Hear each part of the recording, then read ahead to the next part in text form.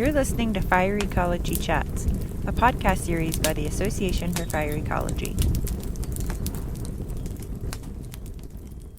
Hello, everyone. My name is Bob Keane. I'm the editor-in-chief of the internationally renowned journal Fire Ecology. Fire Ecology is a scientific journal published by Springer Nature and overseen by the Association for Fire Ecology, or AFE. I am very pleased today to have somebody from Australia talk about an important paper that just got published in the journal. Michael Clarke is here with us. Michael, could you introduce yourself? G'day, Bob. I'm Mike Clarke. I'm from La Trobe University in Melbourne, Australia. Well, welcome, Michael. And you are going to talk about this paper, Measuring the Ecological Outcomes of Fire, Metrics to Guide Fire Management. When I first saw this paper, I was wishing and hoping that it would get accepted because this is right down my alley. I love this stuff. Management needs more metrics, and you have written a paper about it. So can you provide us a little background on why you wrote this paper? Yeah, sure. This paper arose after some catastrophic fires in Victoria in 2019, 2020. And after those catastrophic fires, there was a review by what we have in Australia, in our states, a government auditor general. They look at how government agencies are performing in regard to the things they're being paid to do, including prescribed burning. And following that review, it concluded that the agency's ecological resilience monitoring at the time was inadequate to enable it to understand how prescribed burning had affected the environment, that the metrics being reported on didn't clearly inform the public what good performance looked like. And our brief was to come up with a new suite of ecologically sound metrics that could be measured annually and reported at multiple spatial scales that were really useful to local planners and also intelligible to the average person in the street.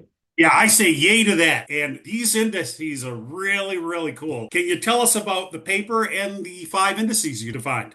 Our goal was to try and bridge that link between high-level strategic planning and reporting on whether what we were doing in putting out fires or lighting prescribed fires was actually making a difference in the ways we assumed. And so we came up with 5 metrics that had provided complementary insights into the impact of recent fires and the overall fire regime on biodiversity in particular. We had some pretty big goals in trying to work out what these metrics should do. They needed to be able to measure the status of a system and also trends over time. They needed to be scalable, able to be consistently applied at park level, region, district, state. They needed to pick up different aspects of the fire regime, be it frequency, severity, season of the year, a whole range of different things, patchiness, extent of the fire. And ultimately, the thing that I'm most excited about in this paper is that they enable the planner to develop smart goals, specific goals for their local on-ground actions. So we came up with these 5 different metrics, and they pick up aspects of species abundance and how that changes over time. So we get them to identify focal species that are sensitive to fire. They pick up changes in community vulnerability if the next fire is too soon or too late ecologically. One of the metrics picks up the desirable pattern of post-fire habitat diversity across the landscape in terms of time since last burnt. And finally, one picks up the extent of the severity of the fire across the landscape. So each of them on its own is inadequate, but as a set, we think they capture the major features of the fire regime.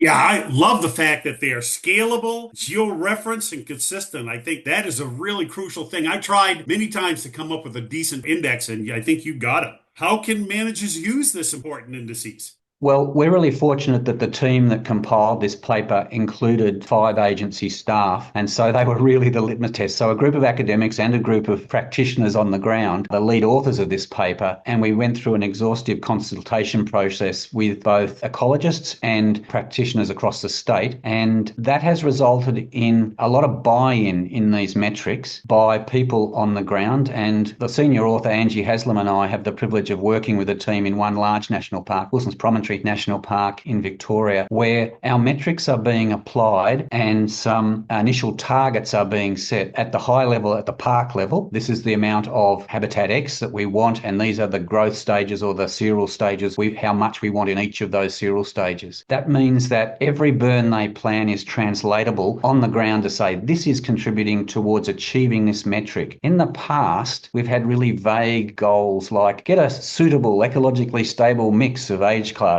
without helping the person on the ground know what does that look like? What is too much of one or too little of another? And we're seeing that being rolled out and being found to be really helpful on the ground. Yeah, that's really, really important and very interesting. Is there anything else you'd like to tell us about the paper, especially the next key steps that managers should do in the future? We're at a state in Victoria where the overriding agency is considering the degree to which these metrics have targets, specific targets developed for each of them, and they are in the process of considering whether they be applied statewide. So a metric without a target to me is like having one foot and not the other. Value of these is having targets that define what good looks like. And that's the very next step. And we've got a paper in production explaining how we've gone about generating targets. So that's the science part of it. The part where the rubber hits the road for us is whether that gets adopted as state policy. And that's a work in progress, and we're getting really encouraging signs of an openness to do that. In the States here, we use a historical range of variation as one possible target, but we have to use simulation to do it because there isn't enough instances on the ground.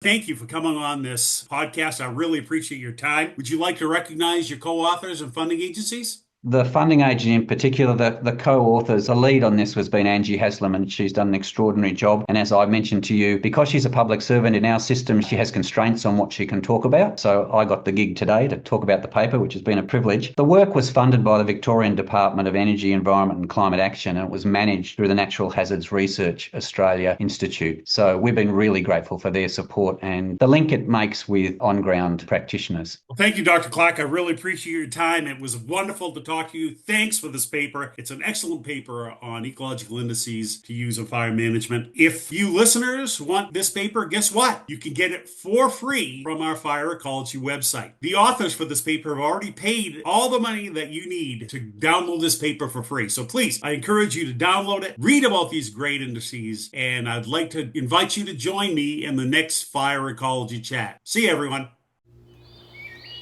Thank you for listening to Fire Ecology Chats, a podcast series by the Association for Fire Ecology. If you enjoyed this episode, subscribe to our show and leave us a review. To learn more about fire ecology and support our future work by becoming a member, visit fireecology.org. FIREECOLOGY.org.